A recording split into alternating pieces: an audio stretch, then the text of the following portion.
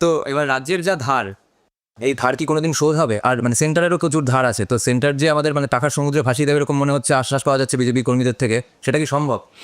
আমি বলি, সায়েন্সটা বলি, এটা অনেকেই বোঝে না ব্যাপারটা।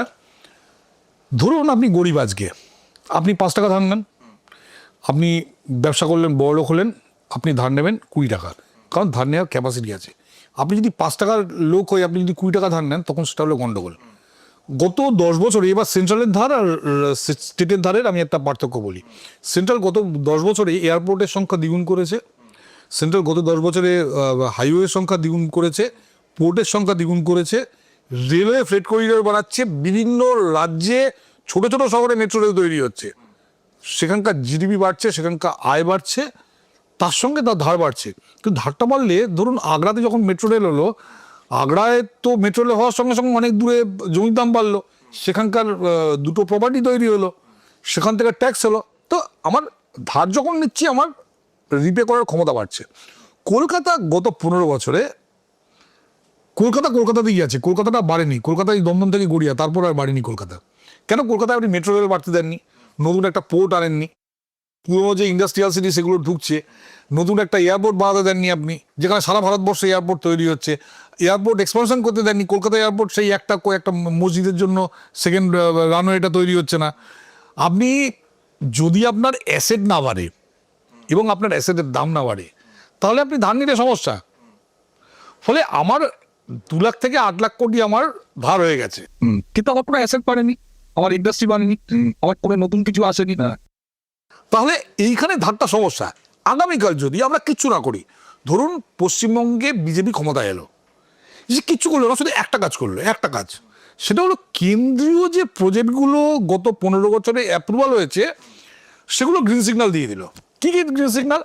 নর্থ বেঙ্গলে তিস্তা প্রজেক্ট, নর্থ বেঙ্গলে কোচবিহার এয়ারপোর্ট, নর্থ বেঙ্গলে চা বাগানটাকে ইয়েতে দিয়ে দেওয়া, আপনার ওই কি বলে, কোঅপারেটিভ এরিয়াতে তুলে দেওয়া আস্তে আস্তে, যারা নাকি চালাতে পারছে না তাদের হাত থেকে নিয়ে।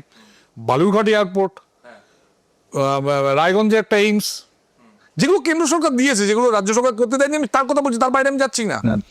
এরপর ধরুন বিভিন্ন হাইওয়ে, যেমন ধরুন মোগ্রাম থেকে মেচোগ্রাম ভায়া পানাগড়, আরামবাগ, ঘাটাল, 3,000 কোটি টাকা ফেরত চলে গেছে এডিবি এই প্রজেক্টটা। দুটো ডেডিকেটেড ফ্রেট করিডোর, দুটো ইন্ডাস্ট্রিয়াল করিডোর, তিনটে ডেডিকেটেড ফ্রেট করিডোর, দুটো ইন্ডাস্ট্রিয়াল করিডোর, তার সঙ্গে আপনার ওয়াটারওয়ে, ন্যাশনাল ওয়াটারওয়ে 1, NW1, সেখানে রিভার পোর্ট। কেন্দ্র সরকার করবে, আমরা কিছু করবো না, আমার সাথে জমিটা দিয়ে দেবো, যে আপনি নিন, আপনি কাজ করুন, আর কিছু করবো না আমরা। তারা কাজ করে বেরিয়ে চলে যাবে।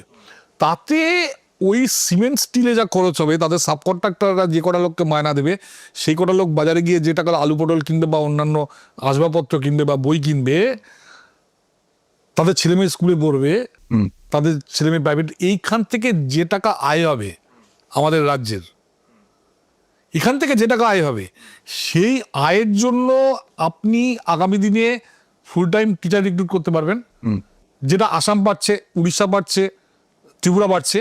আপনি ফুল টাইম ডাক্তার রিক্রুট করতে পারবেন, যেটা আসাম পাচ্ছে, ত্রিপুরা পাচ্ছে, উড়িষ্যা পাচ্ছে। তা ঘটনা হচ্ছে যে আয়টা এমনি এমনি বেড়ে যাবে। এরপর তো রাজ্য সরকার যদি রাজ্য সরকার ইনিশিয়েটিভ নেয়, তাহলে তো এটা আরো বেড়ে যাবে। আমি শুধু সেন্ট্রাল গভর্নমেন্টের স্কিম, আমি রাজ্য সরকারকে ঢুকতেই বলছি না। আয়লা প্রজেক্ট বন্ধ করে দেওয়া হয়েছে। আপনি স্টেট গভর্নমেন্টের ইয়েতে গিয়ে দেখবেন 75% টাকা ফেরত চলে গেছে, 99% ফেরত চলে গেছে, যেটা আপনাকে বললাম। এখনো পর্যন্ত আমাদের হিউজ জল, আমাদের বেঙ্গল কোথায় ছিল? সারা পৃথিবীর 33%, আমরা বলছি না, হার্ভার্ড বলছে 33% জিডিপি ছিল ভারত।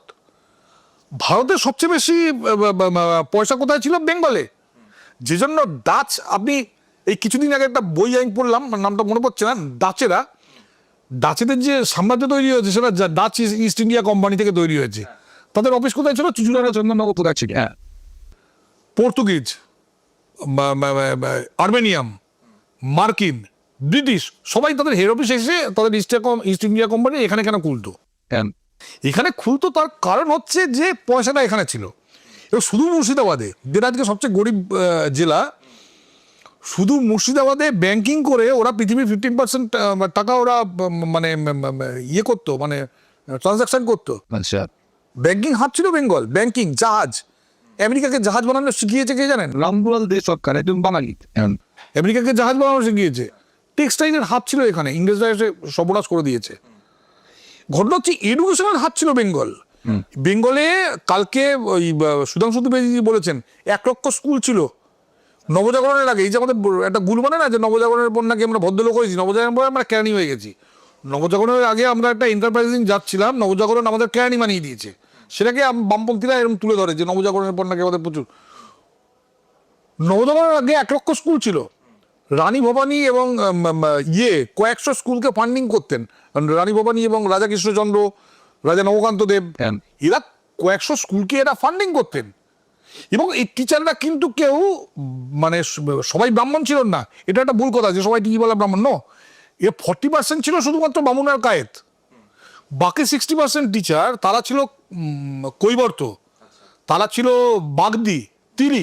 এদের হাতে প্রচুর পয়সা ছিল। আপনি যদি বেঙ্গলের ইতিহাস দেখেন, বেঙ্গলে টাকা পয়সা কাদের ছিল? বেঙ্গলে জাতপাত নেই কেন, বেঙ্গলে পয়সা ছিল কিন্তু এদের কাছে। তাদের কাছে ছিল, শিলেদের কাছে টাকা ছিল, কাছের কাছে টাকা ছিল, ইয়েদের কাছে টাকা, গুইনদের কাছে টাকা ছিল, মল্লিকদের কাছে। এই যাদবপুর ইউনিভার্সিটি পুরোটা মল্লিকদের জমি। রানী রাসমণি দক্ষিণেশ্বর দিয়েছেন। আচ্ছা, আমরা এত স্বার্থপর জাত, হেমচন্দ্র লস্করের একটা স্ট্যাচু পর্যন্ত আজকে সল্টলেকে নেই।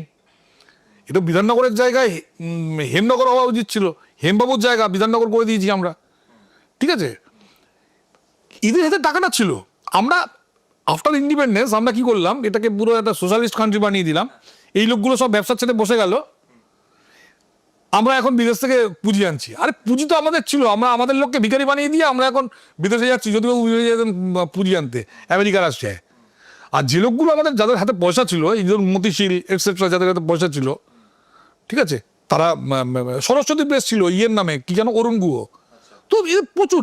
বিদ্যাসাগর কি, বিদ্যাসাগর দান করতেন কি করে? প্রেসের ব্যবসা ছিল বিদ্যাসাগরের। বিদ্যাসাগর বিশাল টাকার মালিক ছিলেন, প্রেসের ব্যবসা ছিল ওনার। রবীন্দ্রনাথ ঠাকুর, এনাদের জাহাজের ব্যবসা ছিল এনাদের। এদের সব বড় বড় বিজনেস ফ্যামিলি এরা।